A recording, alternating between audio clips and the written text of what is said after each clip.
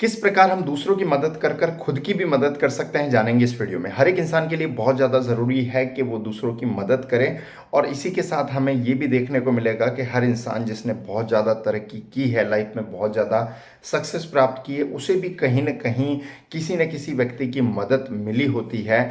और ये सिलसिला अगर हमेशा जारी रहे कि हम किसी की हेल्प प्राप्त करें और किसी को हेल्प करें, मीन्स हर बार जब कोई कार्य में हमें समस्या आती है, हमें एक प्रॉब्लम आती है, डिफ़िकल्टी आती है, we try our level best, हम कोशिश करते हैं कि उस कार्य में सफल हो जाएं। लेकिन अगर किसी की मदद लेकर वो कार्य किया जाए तो डेफिनेटली उस कार्य को करने की स्पीड बहुत फास्ट हो जाएगी और सक्सेस के परसेंटेज जो है वो बहुत ज़्यादा बढ़ जाते हैं। So we should never ever hesitate to take the help of others. हमें कभी भी किसी की मदद लेते हुए हेजिटेट नहीं होना चाहिए, क्योंकि वो मदद ही कहीं ना कहीं हमारी सक्सेस की स्पीड और परसेंटेज को बढ़ा देता है। और इस सिलसिले को ना रोकते हुए हमें भी कहीं ना कहीं लोगों की मदद भी करनी चाहिए। तो आज की कहानी भी इसी प्रकार से है, जो कहीं ना कहीं आपको इंटरनली इंस्पायर करेगी कि आप कहीं ना कहीं दूसरों की मदद करते हुए आप खुद की भी मदद कर सकते हैं। तो कहानी एक छोटे से नन्हे परिंदे के बारे में, जिसने अभी अभी उड़ान भरना सीखा है। वो अच्छे से उड़ना नहीं जानता और उड़ते उड़ते अपने घोंसले से, माँ बाप से कहीं दूर आ जाता है और बहुत कोशिश कर रहा होता है अपने घोंसले में वापस पहुंचने की।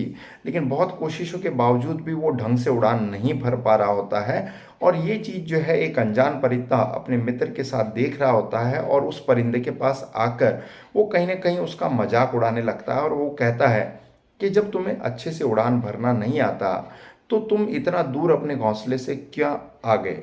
देखो मैं कितना अच्छे से उड़ान भर सकता हूँ, वो एक बार उस नन्हे परिंदे को उड़ान भर के दिखाता। वो नन्हा परिंदा कहीं ना कहीं क्रोधित हो रहा होता है, गुस्सा हो रहा है, क्योंकि उसका मजाक बनाया जा रहा होता है।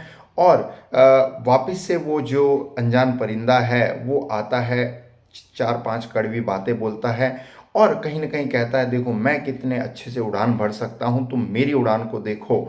मैं आसमान में आराम से अपने पंखों को फैलाकर उड़ सकता हूँ। चार पांच बार वो उड़कर दिखाता है, कहीं ना कहीं कड़वी बातें फिर बोलता है, फिर उड़ान भर के दिखाता है। और इस बार जब वो अनजान परिंदा वापस से उस जगह पर आता है तो वो नन्हा परिंदा वहाँ दिखाई नहीं देता है। वो अपने मित्र से पूछता है कि वो नन्हा परिंदा किधर गया। तो वहाँ पर उसका मित्र कहता है कि वो भी तुम्हारी तरह उड़ान भरकर आसमान में अब उड़ चुका है, अब वो इधर नहीं आएगा। ये बात सुनकर कहीं ना कहीं वो अनजान परिंदा बहुत खुश होता है, उसके चेहरे पर हंसी दिखाई दे रही होती है, मुस्कान दिखाई दे रही होती है। और यहाँ वो मित्र बड़ा कंफ्यूज होता है और वो कहता है कि तुम तो उसका मजाक उड़ा रहे थे, तुम उसे नकारात्मक बातें बोल रहे थे, तुम्हें अब खुश होने की क्या ज़रूरत है। तो यहाँ अनजान परिंदा कहता है, तुमने मेरी नकारात्मकता को देखा है लेकिन सकारात्मकता को नहीं देखा। मीन्स जब वो उड़ान नहीं भर पा रहा था तो उसमें सीखने की ललक को मैंने कहीं ना कहीं देख लिया था। और जब मैं उड़ान भर के दिखा रहा था बार बार, तो वो नन्हा परिंदा मुझे ध्यान से ऑब्जर्व कर रहा था, मुझे कहीं ना कहीं ध्यान से देख रहा था। और उसकी सीखने की ललक, ऑब्जर्वेशन पावर से कहीं ना कहीं उसने मेरी स्टाइल ऑफ फ्लाइंग, उसने मेरे उड़ने के स्टाइल को एग्जैक्टली सीख लिया था। और इसी की वजह से कहीं ना कहीं वो अच्छे से उड़ान भर पाए। तो उसका मित्र आश्चर्य में होते हुए पूछता है, जब तुम्हें उसे सिखाना ही था तो क्यों ना उसे डायरेक्टली ये कहकर सिखाते कि तुम मेरी उड़ान से सीखो। तो यहाँ अनजान परिंदा उसे कहता है, तुम्हारी बात तो सही है, लेकिन यहाँ अगर मैं उसको इस प्रकार से सिखाता तो शायद वो मेरी मदद को जिंदगी भर उस एहसान के तले दबे रहता और खुद से प्रयास कम करता। यहाँ मैंने उसकी मदद तो की, लेकिन उसको मैंने ये रियलाइजेशन नहीं होने दिया कि मैंने उसकी मदद की है। अब जीवन में वो ज़्यादा खुद से कोशिश करेगा और कभी भी मेरे एहसान तले नहीं दबा रहेगा। यहाँ जो मित्र है वो उस बात को जानकर बहुत खुश होता है और वो कहता है कि तुमने वास्तव में, उस अनजान परिंदे से कहता है कि तुमने वास्तव में जो मदद की है वो एक रियल हेल्प है, वो एक सच्ची मदद है, जिसमें कोई भी स्वार्थ भावना या कोई भी उसके अंदर एक्सपेक्टेशन नहीं छुपी थी। और यही हमें एक ग्रेट लेसन लाइफ का मिलता है हर एक इंसान के लिए, कि हर एक इंसान जब किसी की मदद करता है तो उसके मन में कहीं न कहीं ये एक्सपेक्टेशन होती है कि सामने वाला उसकी मदद को रियलाइज़ करे, फ़ील करे और उसको बहुत ज़्यादा थैंक यू या धन्यवाद दे। लेकिन इस कहानी से हमें शिक्षा मिलती है कि जब भी हम किसी की मदद कर रहे हैं, तो डेफ़िनेटली हम हमारी स्किल को, हम हमारे टैलेंट को तो निखार ही रहे हैं, लेकिन साथ में सामने वाले को भी आगे बढ़ने में मदद कर रहे हैं।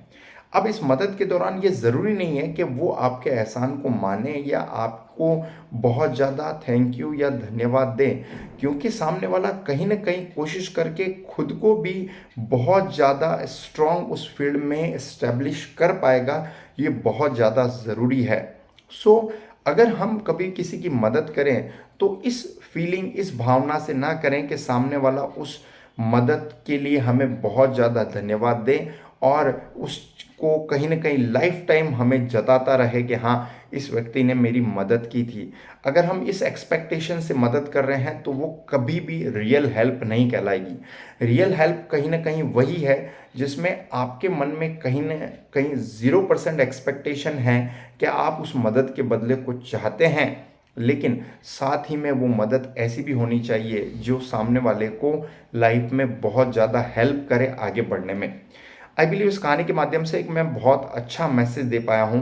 कहानी आपको कम्युनिकेशन में तो डेफ़िनेटली मदद करेगी ही, लेकिन साथ ही साथ आपको ये इनर क्वालिटी डेवलप करने में भी सहायता करेगी कि whenever we are helping people in any field of the life, life के कोई भी फील्ड में जिसमें आप बहुत अच्छे हैं, आपको लगता है कि मैं इस फील्ड में बहुत अच्छा कर रहा हूँ और मैं कहीं न कहीं दूसरों की मदद कर सकता हूँ, then you must help, but never ever have this particular feeling कि सामने वाला उस मदद के लिए आपको बहुत ज़्यादा शुक्रगुजार करे। अगर कहानी अच्छी लगी है और थोड़ी बहुत भी आपकी मदद हुई है, तो डेफ़िनेटली ज़्यादा से ज़्यादा लोगों को शेयर करें और चैनल पर नए हैं तो सब्सक्राइब करें ताकि और भी यूज़फुल वीडियोज़ देख पाएँ। Ultimately thanks for watching.